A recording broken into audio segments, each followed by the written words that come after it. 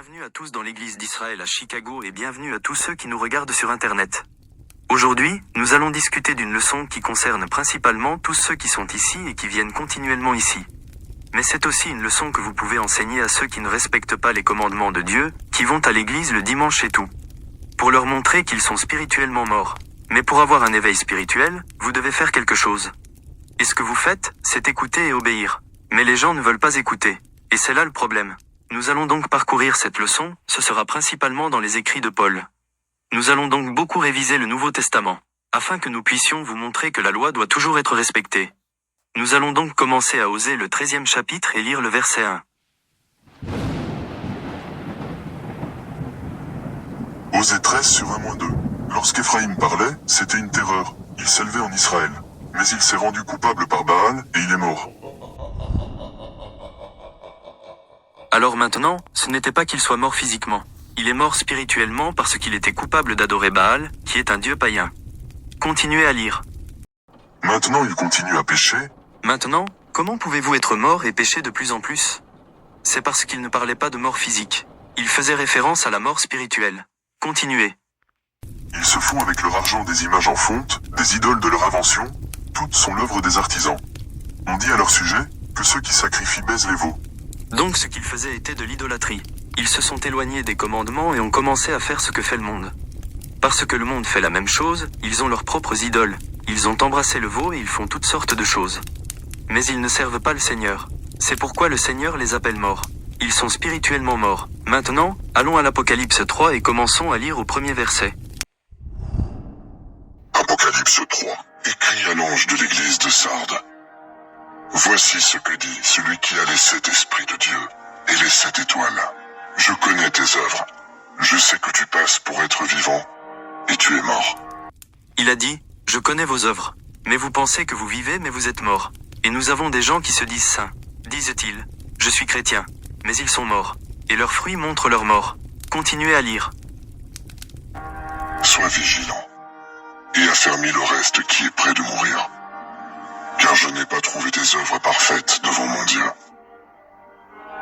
Rappelle-toi donc comment tu as reçu et entendu, et garde et repens-toi. Attendez une minute, si vous êtes spirituellement mort, avez-vous la possibilité de vous repentir? Oui, et cette option est ouverte. C'est un cadeau gratuit, vous n'avez rien à payer pour cela. Mais vous devez vous repentir. Si tu ne veilles pas, je viendrai comme un voleur, et tu ne sauras pas à quelle heure je viendrai sur toi. N'est-ce pas quelque chose? Il y a une église qui dit que, sur ton lit de mort, elle te donnera tes derniers droits. Vous ne pouvez pas être sauvé à la dernière minute. Le Seigneur a dit, il viendra sur toi comme un voleur et t'ôtera la vie. Et si vous ne vous en étiez pas repenti, vous devrez maintenant le payer.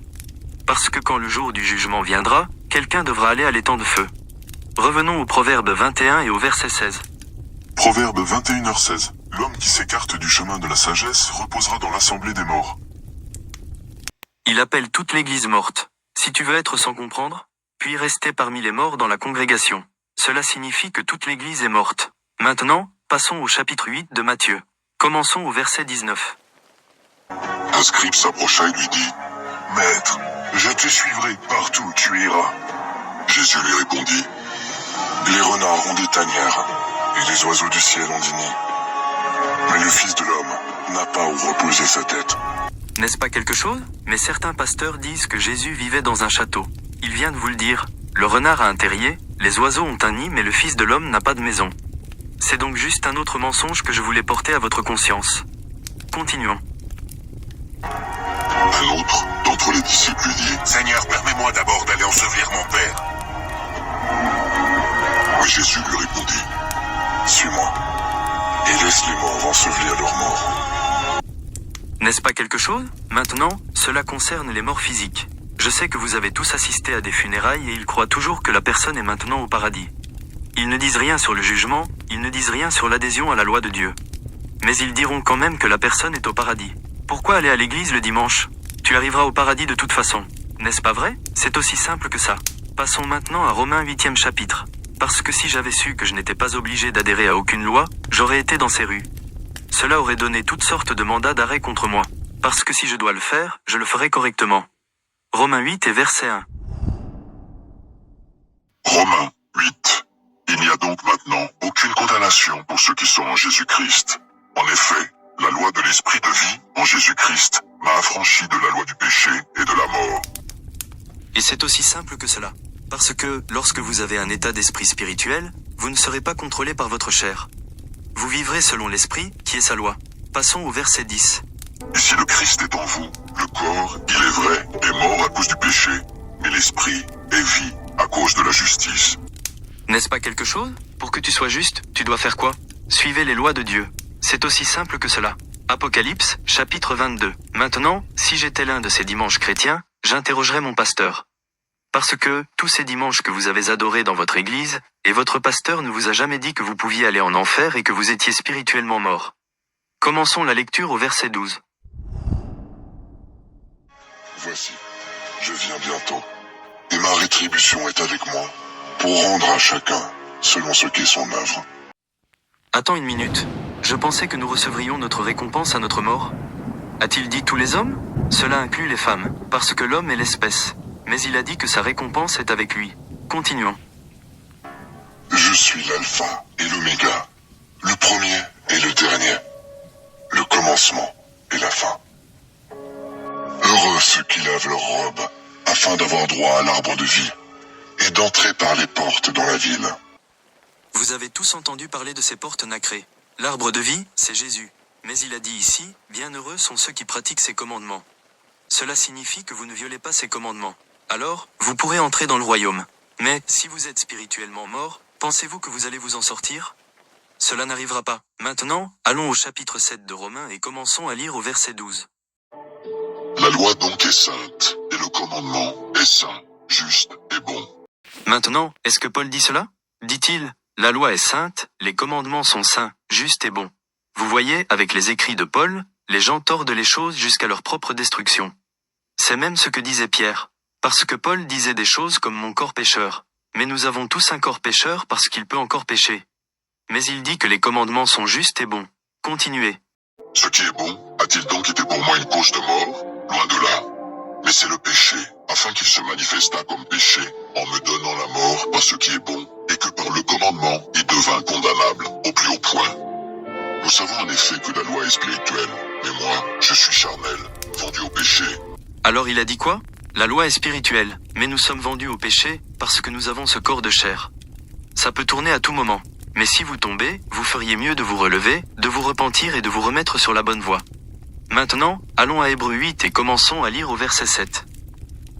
En effet, si la première alliance avait été sans défaut, il n'aurait pas été question de la remplacer par une seconde. Car c'est avec l'expression d'un blâme que le Seigneur dit à Israël, « Voici les jours viennent, dit le Seigneur, où je ferai avec la maison d'Israël et la maison de Juda une alliance nouvelle. » Vous voyez, les gens disent que, dans la première alliance, il l'a trouvé irréprochable.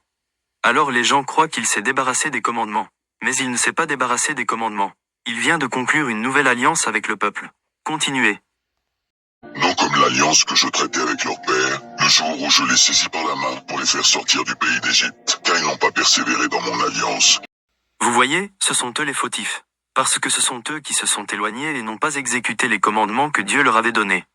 La loi était toujours bonne. Continuez. Et moi aussi, je ne me suis pas soucié d'eux, dit le Seigneur. Mais voici l'alliance que je ferai avec la maison d'Israël. Après ces jours-là, dit le Seigneur, je mettrai mes lois dans leur esprit, je les écrirai dans leur cœur, et je serai leur Dieu, et ils seront mon peuple. Alors ces franges vous aideront-elles? Non. Où devraient être les lois de Dieu? Dans votre cœur et dans votre esprit. Passons au verset 13. En disant, une alliance nouvelle, il a déclaré la première ancienne. Or ce qui est ancien, ce qui a vieilli, est prêt de disparaître. Vous voyez, vous pouvez écrire les lois sur votre mur, sur votre frigo. Mais l'endroit où cela doit être est dans votre cœur et dans votre esprit. Maintenant, allons à Zacharie, chapitre 9. Commençons au verset 11.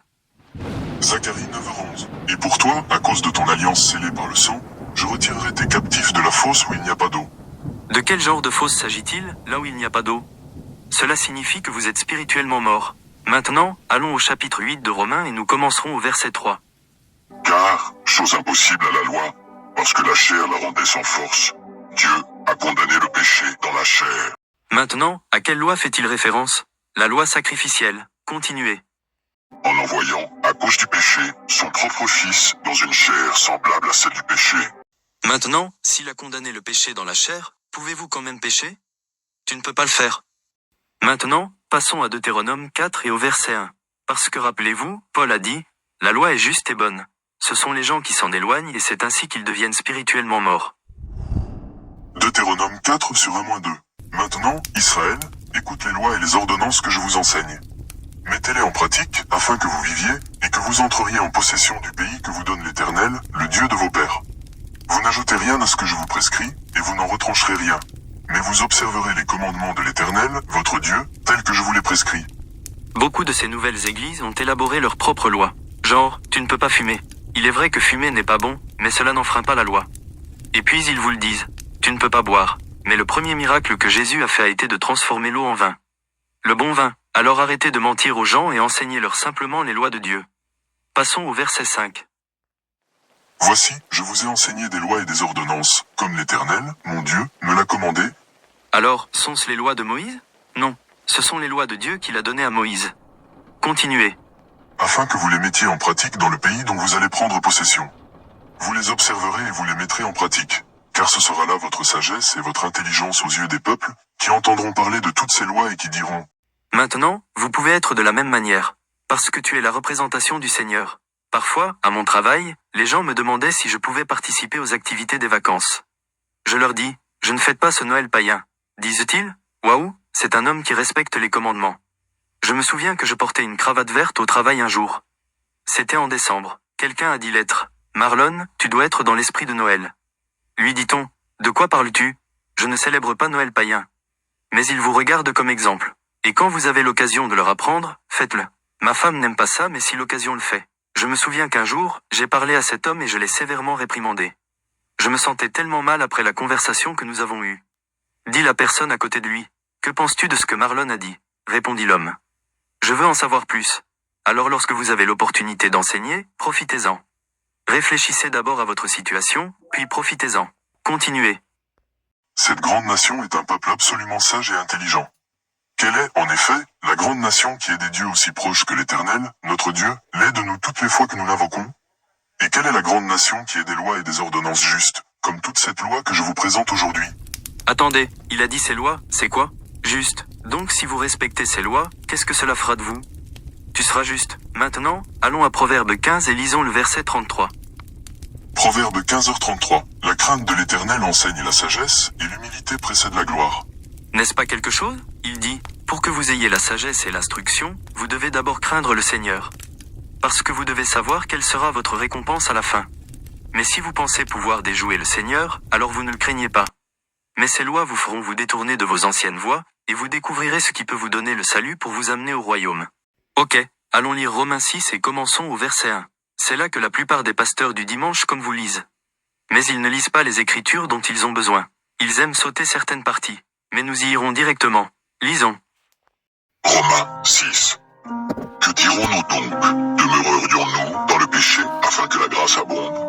C'est maintenant une question que Paul pose aux personnes avec qui il parle. Continuez.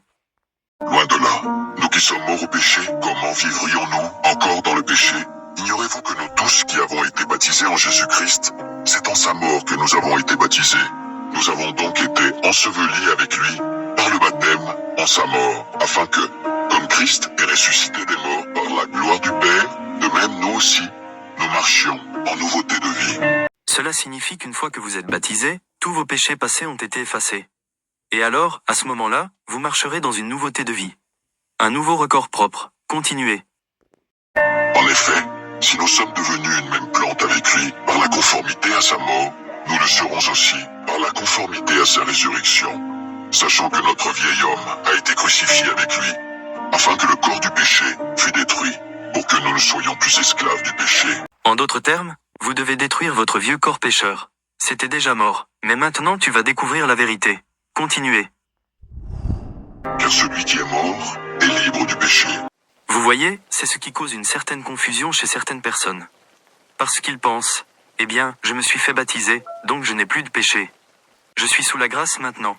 Non, non, passons au verset 12. Que le péché ne règne donc point dans votre corps mortel, et n'obéissez pas à ses convoitises. Alors, si vous avez un casier nouveau et vierge, devriez-vous revenir en arrière et pécher à nouveau? Non, continuez. Ne livrez pas vos membres au péché, comme des instruments d'iniquité, mais donnez-vous, vous-même à Dieu, comme étant vivants, de mort que vous étiez, et offrez à Dieu vos membres comme des instruments de justice. Donc tu es vivant d'entre les morts maintenant. Parce que lorsque vous étiez spirituellement mort, il a effacé tous ses péchés et maintenant vous marchez en nouveauté de vie. Continuez. Car le péché n'aura point de pouvoir sur vous, puisque vous êtes, non sous la loi, mais sous la grâce. Et c'est là qu'ils s'arrêteront. En fait, ils ne liront même pas les autres écritures, ils passeront directement à ce verset 14. Il est dit, le péché ne devrait pas dominer sur vous parce que vous n'êtes pas sous la loi mais sous la grâce. Mais nous savons à quelle loi il fait référence lorsqu'il dit, vous n'êtes pas sous la loi. Continuez.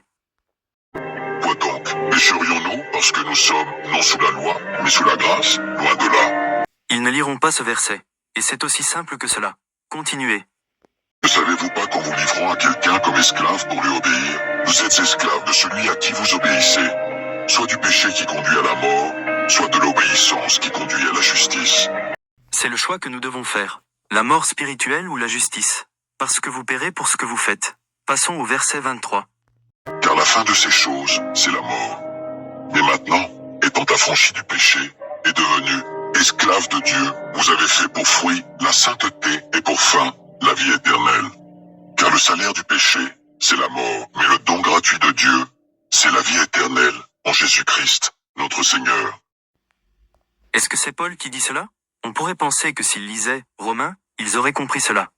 Mais leur pasteur ne les y amènera pas, dira-t-il. Nous allons lire Romains 2 et le chapitre 22. Alors tu vas à l'église le dimanche juste pour lire une écriture? Aussi grande que soit cette Bible et c'est tout ce que vous obtenez? Je me souviens d'il y a des années. Un pasteur voulait que je fasse un sermon pour lui. Je lui ai demandé, quel est le nom du titre de ta leçon? Il a dit une écriture. J'ai dit que c'est tout, et il était gêné, mais cela montre son ignorance. Pensez que l'on peut enseigner aux gens avec une seule écriture. Au moment où vous arriverez au Nouveau Testament, vous serez mort si vous n'entendez qu'une seule écriture chaque dimanche. Et tu as perdu tout ton temps à te faire coiffer, à laver ta voiture et à avoir une nouvelle robe. Et tout ce que vous obtenez est une seule écriture. C'est pourquoi la Bible vous le dit. Ne dépensez pas d'argent pour ça, ce n'est pas du pain. C'est aussi simple que cela. Ok, passons à 1 Jean 3. Lisons le verset 4. Quiconque pêche transgresse la loi, et le péché est la transgression de la loi. Alors maintenant, nous savons ce qu'est le péché. Vous ne pouvez pas simplement traiter une femme avec une robe rouge révélatrice de pécheresse. Cependant, vous pouvez dire, elle ne respecte peut-être pas la loi, mais cela ne veut pas dire qu'elle est une pécheresse. Parce que nous le savons, le péché est la transgression de la loi de Dieu. C'est aussi simple que cela. Maintenant, passons maintenant à 1 Jean 2 et commençons à lire au verset 3. Si nous gardons ses commandements, par là, nous savons que nous l'avons connu. Alors si vous dites que vous connaissez le Seigneur, vous ferez quoi? Honorez ses commandements. Celui qui dit « Je l'ai connu » et qui ne garde pas ses commandements est un menteur, et la vérité n'est point en lui. N'est-ce pas quelque chose? Je connais beaucoup de gens à qui je peux lire cette écriture, parce qu'ils n'honorent pas la loi de Dieu. Mais s'ils vous rencontraient en personne, ils sauraient quelle loi vous honorez. Ma famille disait habituellement, n'appelez pas Marlon vendredi après le coucher du soleil, car il serait en colère contre vous. Parce que je n'ai rien à te dire. Tu as toute la semaine pour me parler. Pourquoi m'appellerais-tu le sabbat, et me distraire de mon état d'esprit? Allons à Romains 7 et commençons au verset 7. Que dirons-nous donc? La loi est-elle péché? Loin de là. Attends une minute, c'est Paul, encore une fois. Il a dit, que devrions-nous dire? La loi est-elle un péché? C'est une question qu'il pose. Loin de là, continuez. Je n'ai connu le péché que par la loi, car je n'aurais pas connu la convoitise si la loi n'eût dit « Tu ne convoiteras point ». Et le péché, saisissant l'occasion, produisit en moi par le commandement toutes sortes de convoitises, car sans la loi, le péché est mort. En gros, il disait qu'il aurait vécu sauvage et fou dans ce monde. Mais maintenant, avec la loi, le péché est mort. Continuez. Pour moi, étant autrefois sans loi, je vivais. Maintenant, ici, il dit qu'il était vivant mais il fait référence à un mort spirituel. Je me souviens que j'ai parlé avec un pasteur et je lui ai dit que Pâques était païenne. Dit-elle, nous devons avoir une sorte de péché. J'ai dit, je vais te laisser avec celui-là. Mais tu as été prévenu. Continuons. Mais quand le commandement vint, le péché reprit vie, et moi, je mourus. Ainsi le commandement qui conduit à la vie se trouva pour moi conduire à la mort, car le péché, saisissant l'occasion, me séduisit par le commandement, et par lui me fit mourir. Cela a tué la personne spirituellement morte. L'ancienne mentalité. Mais maintenant il est vivant. Un nouvel état d'esprit. Passons maintenant au psaume 19 et commençons au verset 7. En fait, commençons au verset 1. J'aime lire ceci aux personnes qui prétendaient qu'il fallait parler hébreu pour acquérir cette connaissance. Psaume 19 sur 1-4. Au chef des chantres. Psaume de David. Les cieux racontent la gloire de Dieu, et l'étendue manifeste l'œuvre de ses mains. Le jour on instruit un autre jour, la nuit on donne connaissance à une autre nuit. Ce n'est pas un langage, ce ne sont pas des paroles dont le son ne soit point entendu. N'est-ce pas quelque chose? La parole de Dieu est entendue partout dans le monde. Et quelle que soit la langue ou le pays dans lequel vous vous trouvez, c'est la langue que vous parlez. Et c'est le langage que vous utilisez. C'est ainsi que vous recevrez la compréhension. Certaines de ces églises vous diront que vous devez parler hébreu, mais en dehors de leurs églises, cela dit, l'Israël ou ceci ou cela. Comment se fait-il que ce ne soit pas écrit en hébreu? Pour que je sache dans quoi je m'engage. Mais quand j'entre, tu veux me parler en hébreu. Ce qui n'est même pas la vraie langue hébraïque. C'est un mélange de plusieurs langues, c'est ridicule. Parce que la langue hébraïque est une langue morte. Puis ils ont essayé de le faire revivre en ajoutant de nouveaux mots et de nouvelles choses. Alors soyez prudents quand les gens vous disent des choses comme ça. Maintenant, commençons au verset 7. Il se lève à une extrémité des cieux, et achève sa course à l'autre extrémité. Rien ne se dérobe à sa chaleur. La loi de l'Éternel est parfaite, elle restaure l'âme. Est-ce que cela vous restaure? Parce que la loi du Seigneur vous détournera du péché. Continuez. Le témoignage de l'Éternel est authentique, il rend sage l'ignorant. Les ordonnances de l'Éternel sont droites, elles réjouissent le cœur. Les commandements de l'Éternel sont purs, ils éclairent les yeux. Vous savez quoi? Parfois, je vois des gens manquer de respect au jour du sabbat de toutes sortes de manières. Comme aujourd'hui par exemple, ils venaient juste de faire un défilé, c'est pour cela que certaines personnes sont arrivées ici en retard.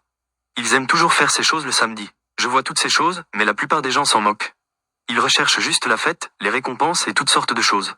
Mais tout ce qu'ils font manque de respect au sabbat. Et ils n'ont aucune connaissance. Continuez. La crainte de l'Éternel est pure, elle subsiste à toujours. Les jugements de l'Éternel sont vrais, ils sont tous justes. N'a-t-il pas dit que toutes ces lois sont tout ensemble justes? Continuez. Ils sont plus précieux que l'or, que beaucoup d'or fin. Ils sont plus doux que le miel, que celui qui coule des rayons. On vient de terminer une leçon sur les tentations que l'on peut avoir. Les gens essaieront même de vous acheter pour que vous puissiez pécher. Ils vous feront faire des choses pour de l'argent. Mais c'est dit ici, l'or ne peut pas acheter cela. Lorsque vous avez cette connaissance, vous en avez plus que la plupart des gens dans ce monde. Parce que les Écritures le disent, le chemin est étroit, et peu de gens le trouvent. J'entends beaucoup de gens sur Internet me le dire. Je vois beaucoup de sièges vides là-dedans. Il devrait être plein. Seuls quelques-uns trouvent la vérité, le chemin est étroit. Continuez. Ton serviteur aussi en reçoit instruction. Pour qui les observer la récompense est grande. Qui connaît ses égarements, pardonne-moi ce que j'ignore. Préserve aussi ton serviteur des orgueilleux, qu'il ne domine point sur moi. Alors je serai intégré, innocent de grands péchés. Innocent de quoi? De grands péchés. Parce que je sais que beaucoup d'entre nous qui sont entrés dans cette vérité ont eu beaucoup de péchés passés. Mais maintenant, si vous marchez correctement avec Dieu, vous serez innocent parce que le jugement viendra. C'est aussi simple que cela. Passons maintenant à Colossiens 2 et commençons la lecture au verset 8. Prenez garde, que personne ne fasse de vous sa proie, par la philosophie et par une vaine tromperie. N'est-ce pas quelque chose? Il a dit de ne pas laisser personne vous séduire avec une philosophie dénuée de sens. Comme Platon le philosophe, ils essaient de montrer le mot comme s'il était si bien informé. Dit-il, c'est vain et ce sont des traditions d'hommes. Continuez. S'appuyant sur la tradition des hommes, sur les rudiments du monde, et non sur Christ. Car en lui habite corporellement toute plénitude de la divinité. Vous avez tout pleinement en lui, qui est le chef de toute domination et de toute autorité. Et c'est en lui que vous avez été circoncis d'une circoncision que la main n'a pas faite, mais de la circoncision de Christ, qui consiste dans le dépouillement du corps de la chair. Ayant été ensevelis avec lui par le baptême, vous êtes aussi ressuscités en lui, et avec lui, par la foi en la puissance de Dieu, qui l'a ressuscité des morts. Vous qui étiez morts par vos offenses et par l'incirconcision de votre chair, il vous a rendus à la vie avec lui, en nous faisant grâce pour toutes nos offenses. N'est-ce pas quelque chose? C'est pourquoi on ne peut pas baptiser un enfant. Parce qu'ils doivent comprendre pourquoi ils se font baptiser. Quand nous essayons d'être pardonnés de tous nos péchés passés. Mais si vous ne savez pas pourquoi vous vous jetez dans l'eau, à quoi ça sert? L'Église catholique baptise les bébés. Mettre de l'eau sur leur tête. Qu'est-ce que cela ferait si l'enfant devenait un meurtrier? Cela n'a pas de sens. Mais quand il dit circoncision et incirconcision, il veut dire séparer du monde. Continuez. Il a effacé l'acte. Et c'est pour cela que certains disent que la loi a été effacée. Quand Jésus est mort sur la croix, mais il est mort pour effacer vos péchés passés. Ne pas te laisser faire ce que tu veux. Il faut d'abord avoir peur. Car si vous craignez Dieu, vous ferez sa volonté. Continuez. Dont les ordonnances nous condamnaient et qui subsistaient contre nous. Quelle était la loi sacrificielle? La loi sacrificielle n'était pas celle que Dieu vous a donnée lorsque vous êtes sortis du pays d'Égypte. Il t'a dit d'obéir à sa voix. Puis il a ajouté la loi sacrificielle parce que vous n'avez pas obéi à sa voix. Continuez. Et il l'a détruit en la clouant à la croix. C'est là qu'ils essaient de vous dire qu'il n'y a plus de loi. Ce qui est incorrect. Passons maintenant à Colossiens 3 et commençons au verset 1. Colossiens 3. Si donc vous êtes ressuscités avec Christ, cherchez les choses d'en haut, où Christ est assis à la droite de Dieu. Affectionnez-vous aux choses d'en haut, et non à celles qui sont sur la terre, car vous êtes morts, et votre vie est cachée avec Christ en Dieu. Quand Christ, votre vie, paraîtra, alors vous paraîtrez aussi avec lui dans la gloire. Alors, on va au paradis? Non, vous recevrez votre récompense quand il apparaîtra. Faites donc mourir les membres qui sont sur la terre, l'impudicité, l'impureté, les passions, les mauvais désirs et la cupidité, qui est une idolâtrie. C'est à cause de ces choses que la colère de Dieu vient sur les fils de la rébellion. Les enfants de quoi? Les enfants de la rébellion. Alors contre quoi se rebellent-ils? La loi de Dieu. Continuez. Parmi lesquels vous marchiez autrefois, lorsque vous viviez dans ces péchés. Mais maintenant, renoncez à toutes ces choses, à la colère, à l'animosité, à la méchanceté, à la calomnie, aux paroles déshonnêtes qui pourraient sortir de votre bouche. Ne mentez pas les uns aux autres, vous étant dépouillés du vieil homme et de ses œuvres, et ayant revêtu l'homme nouveau, qui se renouvelle dans la connaissance, selon l'image de celui qui l'a créé. Il n'y a ici ni grec ni juif, ni circoncis, ni incirconcis, ni barbare, ni scythe, ni esclave, ni libre, mais Christ est tout et en tous. Ainsi donc, comme des élus de Dieu, saints et bien-aimés, revêtez-vous d'entrailles de miséricorde, de bonté, d'humilité, de douceur, de patience. Alors, comment fais-tu ça? Quand on aime son prochain comme on s'aime soi-même. Vous ne ferez rien contre votre prochain et certainement rien contre le Seigneur. Continuez. Supportez-vous les uns les autres, et s'il a un sujet de se plaindre de l'autre, pardonnez-vous réciproquement. De même que Christ vous a pardonné, pardonnez-vous aussi. Mais par-dessus toutes ces choses, revêtez-vous de la charité, qui est le lien de la perfection. Et c'est une chose difficile à faire. Mais parfois, il faut être patient et être la personne la plus grande. En fait, haïr quelqu'un vous enlève beaucoup d'énergie. Cet état d'esprit demande beaucoup d'énergie et vous pouvez probablement vous retrouver en prison. En revanche, vous devez être charitable et toujours prêt à aider. Vous n'avez pas besoin d'avoir toujours de l'argent. Votre service peut être utile. Soyez toujours prêt à aider. Allons à Romains 8 et commençons au verset 12. Ainsi donc, frères, nous ne sommes point redevables à la chair pour vivre selon la chair. Si vous vivez selon la chair, vous mourrez. Mais si par l'esprit, vous faites mourir les actions du corps, vous vivrez. Est-ce simple? Continuez. Car tous ceux qui sont conduits par l'Esprit de Dieu sont fils de Dieu. N'est-ce pas aussi simple? Maintenant, allons à 1 Pierre 4, en commençant au verset 1. Pierre 4. Ainsi donc Christ, ayant souffert dans la chair, vous aussi, armez-vous de la même pensée, car celui qui a souffert dans la chair en a fini avec le péché, afin de vivre, non plus selon les convoitises des hommes, mais selon la volonté de Dieu, pendant le temps qui lui reste à vivre dans la chair. C'est assez en effet d'avoir dans le temps passé accompli la volonté des païens, en marchant dans la dissolution, les convoitises, l'ivrognerie, les excès du manger et du boire, et les idolâtries criminelles. Il dit essentiellement que si vous traînez avec ces gens et faites toutes ces choses lubriques, vous êtes dans la mentalité du monde. Et il dit de rester à l'écart de cela. Continuez. Aussi trouve-t-il étrange que vous ne vous précipitiez pas avec eux dans le même débordement de débauche, et ils vous calomnient. N'est-ce pas quelque chose? Par exemple, quand tu le dis à quelqu'un, « écoute, je dois sortir d'ici parce que le soleil est presque couché. » Ils vous diront, « Eh bien, nous ne faisons que commencer. » C'est vendredi soir. Ils vous regarderont comme si quelque chose n'allait pas chez vous. Continuez. Ils rendront compte à celui qui est prêt à juger les vivants et les morts, car l'évangile a été aussi annoncé aux morts, afin que, après avoir été jugés comme les hommes quant à la chair, ils vivent selon Dieu quant à l'esprit. C'est aussi simple que ça. Revenons à Romains 8 et commençons au verset 4. Et cela afin que la justice de la loi fût accomplie en nous, qui marchons, non selon la chair, mais selon l'esprit. Ceux en effet qui vivent selon la chair s'affectionnent aux choses de la chair, tandis que ceux qui vivent selon l'esprit s'affectionnent aux choses de l'esprit.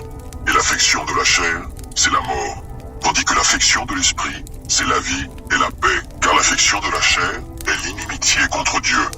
Qu'est-ce que l'inimitié contre Dieu? Cela signifie que vous êtes l'ennemi du Seigneur. Dit-il, l'esprit charnel est l'ennemi de Dieu. continuer. Parce qu'elle ne se soumet pas à la loi de Dieu et qu'elle ne le peut même pas. Or ceux qui vivent selon la chair ne sauraient plaire à Dieu. N'est-ce pas quelque chose? Allez au verset 11. Et si l'esprit de celui qui a ressuscité Jésus d'entre les morts habite en vous, celui qui a ressuscité Christ d'entre les morts rendra aussi la vie à vos corps mortels par son esprit qui habite en vous. Alors va-t-il ressusciter les méchants pour entrer dans son royaume? La réponse est non. Maintenant, allons lire Jean 6 verset 63. Ce sera notre dernière écriture que nous lirons. Jean 6/63. C'est l'esprit qui vivifie. La chair ne sert de rien. Les paroles que je vous ai dites sont esprit et vie. N'est-ce pas quelque chose? Alors faites votre éveil spirituel, vous devez faire quoi? Respecter les lois de Dieu. Parce que sa parole est esprit et sa parole est vie. Tout ce qui est contraire à cela appartient au monde. C'est donc la leçon d'aujourd'hui, l'éveil spirituel. J'espère que quelqu'un a reçu une certaine compréhension et je vous remercie pour votre temps.